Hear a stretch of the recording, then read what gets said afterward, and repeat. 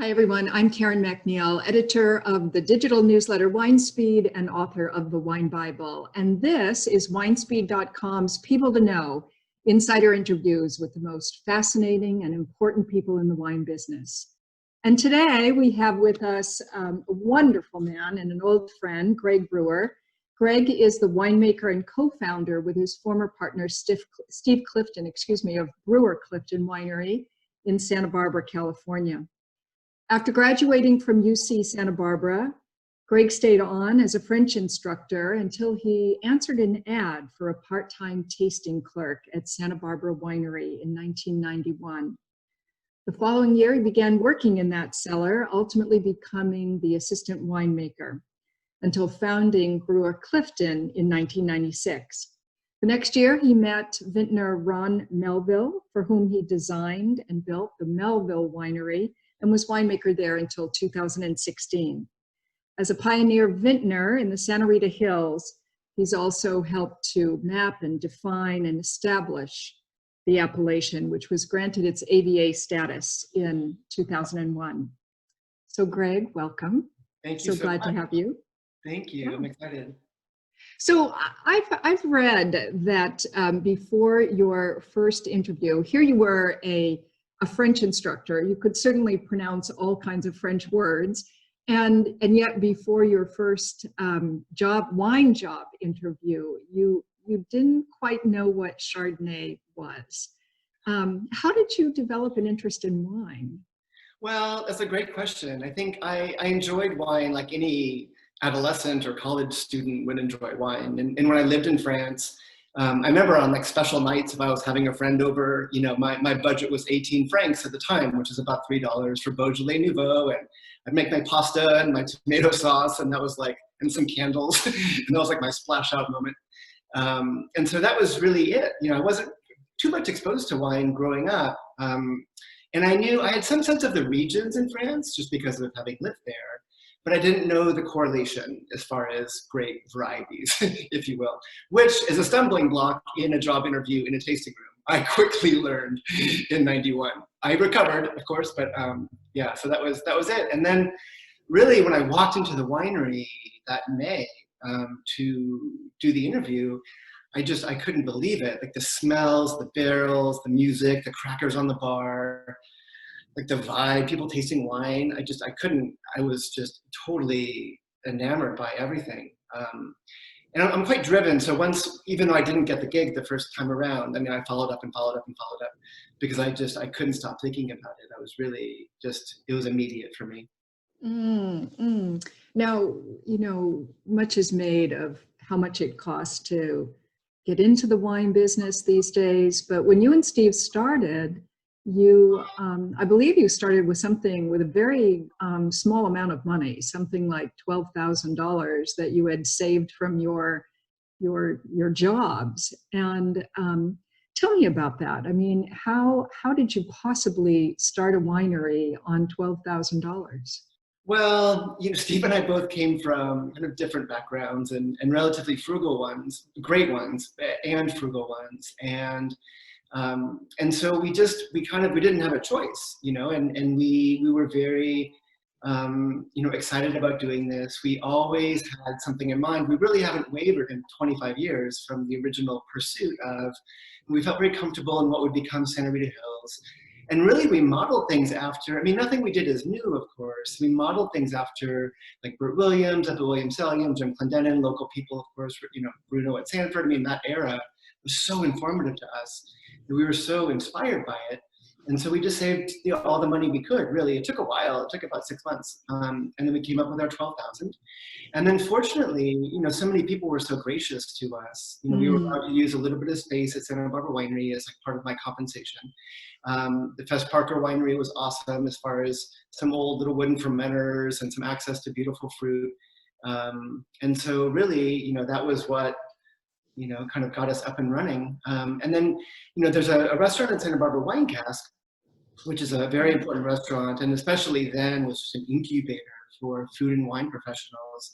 And everyone was there. All my heroes were there: Clendenin and Adam Tolmack and Bruno D'Alfonso and Bob Lindquist. And it was like celebrity. And Doug Marjoram was running the whole restaurant. And And they had a very, very, very viable futures program. And so that was critical. So we used all of our money for fruit and some neutral barrels and fermenters. And then fortunately, we were able to sell the wine pre-release, or some of it pre-release in March to pay for packaging. And then we bottled, and then we made some trips up north, like to All Seasons in Calistoga, and Napa Valley Wine Exchange in San Francisco. That was our first account. And then we just put the money right back in. And we always had other jobs, and that was always fortunate. And I always really have for almost my whole career, just again, for a teeny bit of buoyancy, because obviously this is the waters can be quite challenging. Yeah, but it is such an incredibly generous business. It is. I mean, listening to your story, you know, it's quite astounding how heartfelt that generosity is in the wine business. You know, I've often written, well, at least I've written in the Wine Bible, and I guess in Wine Speed too, that it's interesting that there is no French word for winemaker. The word in French is vigneron, vine grower. You would have said it with a better accent than me. Hardly, you nailed it. But I know that you don't particularly like the term winemaker very much either. Why is that? Tell me about that. Well, I think, you know, everyone approaches this craft from kind of a different perspective, and I think sees the craft through different lenses, which is very appropriate. It's beautiful. What makes it so diverse.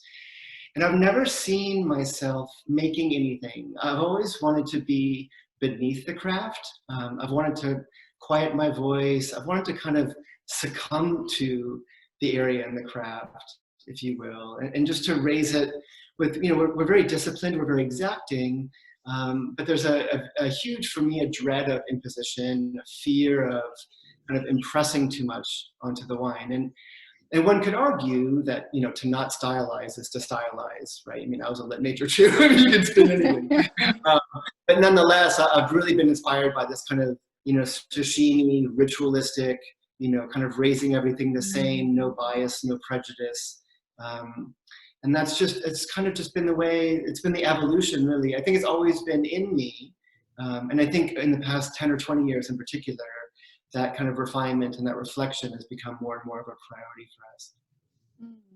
You're essentially self-taught, aren't you? Or maybe Yes. entirely self-taught. Mm-hmm. Yeah, well, Bruce McGuire at Santa Barbara Winery, he gave me the shot of a lifetime, and he's still there. He's been there for like 40-something years. He's amazing, humble, mellow, just doing his thing. And I couldn't siphon water out of a bucket, you know, when he gave me the assistant winemaker job at a 25,000 case place.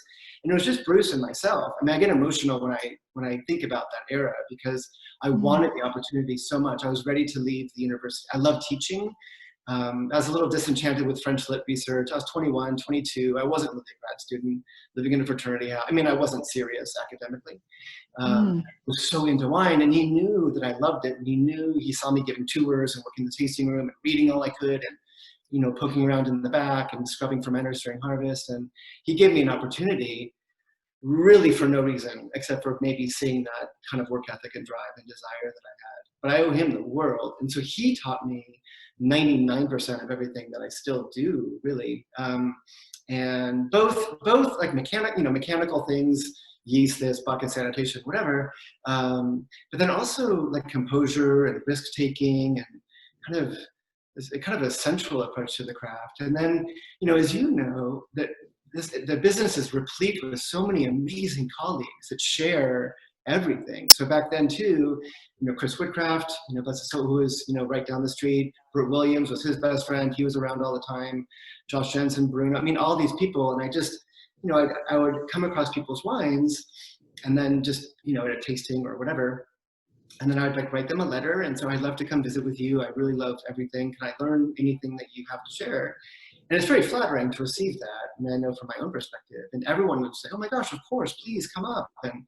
And so, you know, it's always been an evolution in learning, really, but certainly in those immediately formative years, it was just kind of taking from that. And then, you know, it's always, I think all crafts also kind of converge, if you will. So, you know, wine is great, you know, but I think, you know, be it architecture, art, music, fashion, anything really, food, I mean, it's all kind of the same.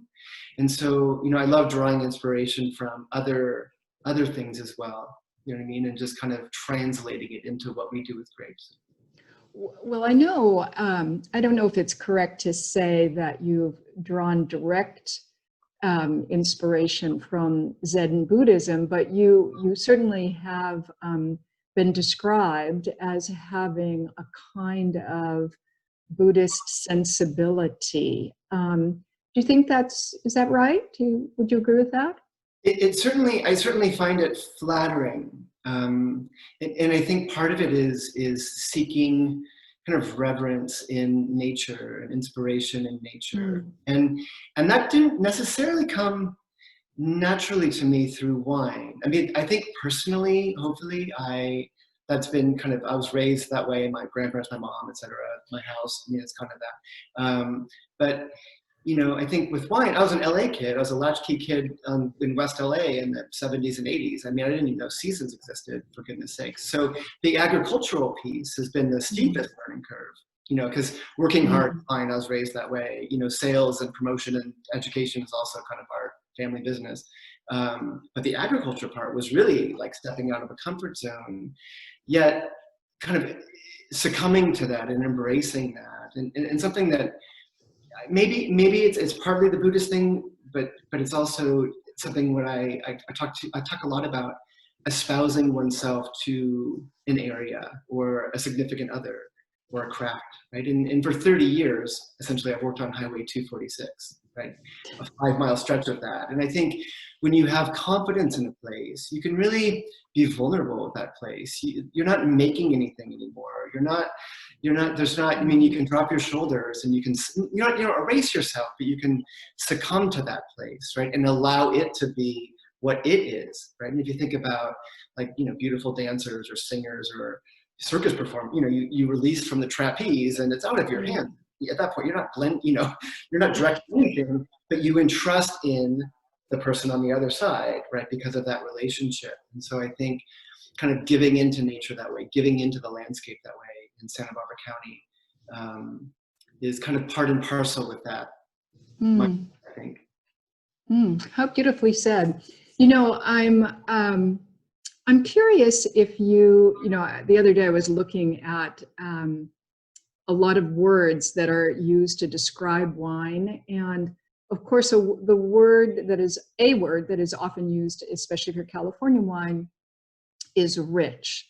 And as Americans, we love rich things, rich foods. Just rich is a good American kind of word, or English kind of word.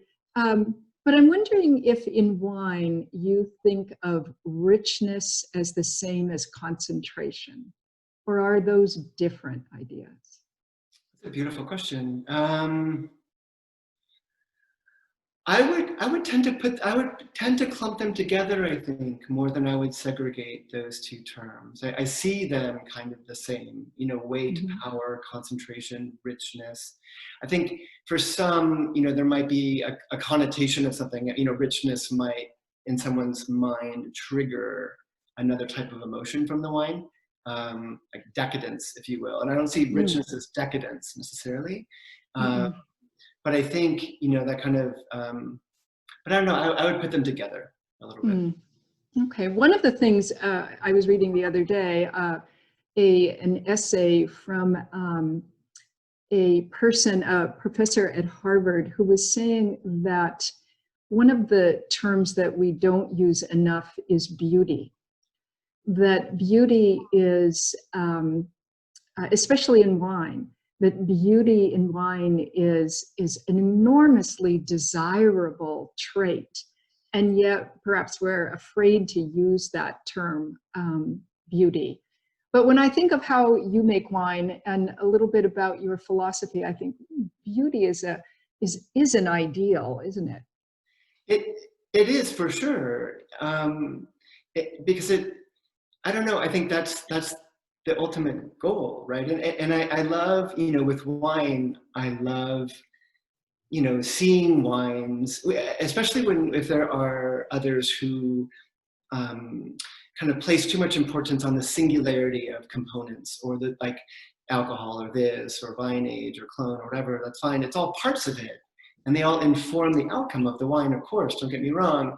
But then sometimes that it's almost going to be a hang-up or a distraction from kind of the big picture. It's the forest and the trees kind of thing, right? And I think frequently, if I try to kind of discourage people from being too preoccupied by those terms, I usually use, personification. We'll define beauty, right? Is it 5'11"? Is it 5'7"? Is it 100 pounds? Is it 200 pounds? Like, it all depends, right? But it's the totality of those circumstances that are meaningful. And I think, beauty in that way, I think is certainly a goal. And I think, the intent and purpose behind what we do is also very, very important. Very kind of deliberate hands, purposeful hands, kind, gentle, kind of, confident hands. And I think that leads itself to beauty as well, kind of beauty and confidence. How nicely said. Yeah. Tell us something about you that would surprise most people to learn. Well, Sonia, not like a lion tamer or something. Yeah. Sonia, my wife, she calls me Marshy for marshmallow, because I think a lot of people that don't know me, I wear black and tattoos, and I'm like by myself a lot. Like, I'm kind of like a solitary thing, and I think from the outside, some people like think I'm like harder or tougher, whatever. And I'm really not remotely. And so that maybe she says the secret's out, like it's this joke, that like, oh, don't tell anybody. And she's like, it's way too late. Well, it's certainly out now. Okay, Marshy. You'll have to thank Sonia for us. All right. Well, thank you, Greg, for joining us. And please, everyone, go to winespeed.com's People to Know page for our full interview with Greg Brewer. You won't want to miss it.